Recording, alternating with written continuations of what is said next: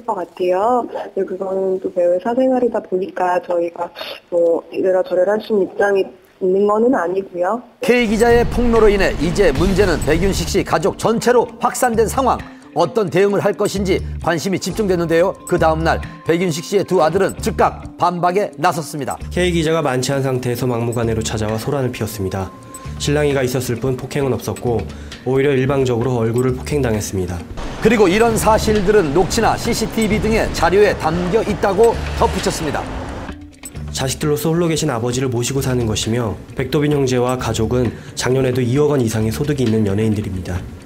최대한 대응을 자제하려 했지만 사실관계를 정확히 밝혀야 할 것 같아 관련 자료를 수사기관에 제출해 법적 판단을 받을 예정입니다.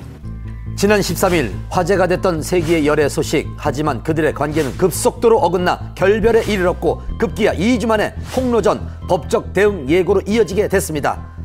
그리고 백도빈 형제가 공식 입장을 밝힌 바로 다음날 오전 K기자의 입원 소식이 알려졌습니다. 그녀가 지난밤 수면제를 과다 복용해서 응급실로 실려갔다는 겁니다.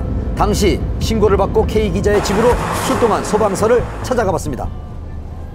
몇 시 정도예요? 22시 10분. 신고는 그냥 본인이 하시는 거예요? 어머니께서 신고하셨어요. 아, 어머니가? 네. 이제 와서 확인하신다고. 집에서 어머니가 확인하셔서 신고하셨어요. 수면제 과다 복용으로 복통을 호소하며 30일 밤 서울의 한 종합병원 응급실로 실려간 K기자. 다음 날인 1일 내과 중환자실에 입원해 일반인과의 접촉이 차단된 상태로 치료를 받았습니다. 오늘 일반 병실로 거처를 옮긴 것으로 전해졌고요. 또한 K기자의 입원 직후 백윤식 씨가 병문안을 한 사실도 알려져 화제가 됐습니다. 오늘 새벽에 소식 듣고 다녀오셨다고 들었어요, 병원에. 네네. 향후 관련해가지고 어떻게 오늘 상황들이 벌어졌잖아요. 지금 이 시기에 그거를 논의할 수 있는 상황은 아닌 것 같아요. 공개 연인 선언 2주 만에 결별과 폭로전으로 얼룩진 두 사람. 향후 어떤 결말을 맺을지 기추가 주목됩니다. 미성년자 5차례 강제추행 고영욱. 자, 최종 형량을 받은 후 각기 다른 이유로 연일 뉴스에 오르내리고 있습니다. 미성년자 성폭행 및 강제추행 혐의로 기소 중인 방송인 고영욱. 그가 연예인 최초로 전자발찌를 착용하게 됐습니다. 세간을 떠들썩하게 했던 이번 사건에서 논란의 중점이 된 형량 축소 한밤에서 취재했습니다. 지난 27일 항소심 선고 공판이 열렸습니다. 어떻게 예상하세요? 글쎄요, 지켜봐야죠. 반성문 제출했다는데 예. 사실인가요? 예, 맞을 겁니다. 네, 과연 결과는 어떻게 됐을까요? 고영씨 선고 공판에서 징역 2년 6월 그리고 전자발찌 부착 3년, 신상 정보 공개도 7년에서 5년으로 이렇게 줄었습니다. 항소심에서 실형과 전자발찌 착용을 면할 수 없게 된 고영욱.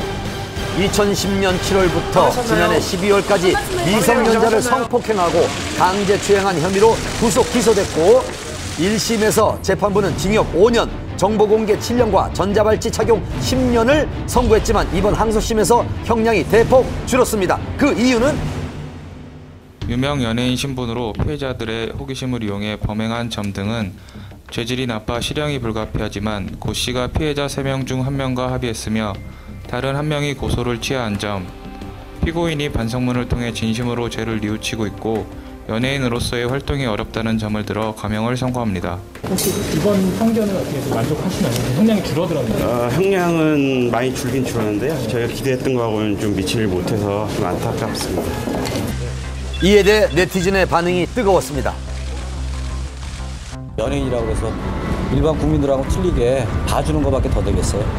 그렇게 뭐 형량을 뭐 10년에서 3년으로 이렇게 갑자기 줄어버릴 수 있는 그런 범죄라고는 생각 안 하고요. 그렇다면 고영욱 씨의 형량은 왜 줄었을까요?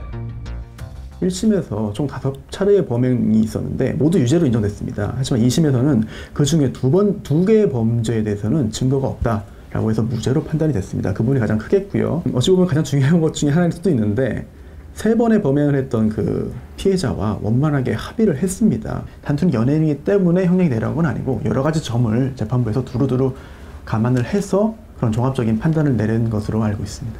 형은 줄었지만 기대에 못 미쳤다는 고영욱 씨 측 입장. 앞으로 남은 절차는요? 판결 선고가 9월 27일이면은 28일부터 이제 기산이 돼가지고요. 예, 그부터 7일 이내에 상고장을 내게 되어 있습니다. 약 3시간 전쯤 고영욱 씨 측 변호인이 오늘 상고장을 제출했다는 소식이 전해졌습니다. 이로써 최종 판결은 대법원에서 가려지게 됐습니다. 고영욱 씨의 이번 사건은 고영욱 씨가 대중에게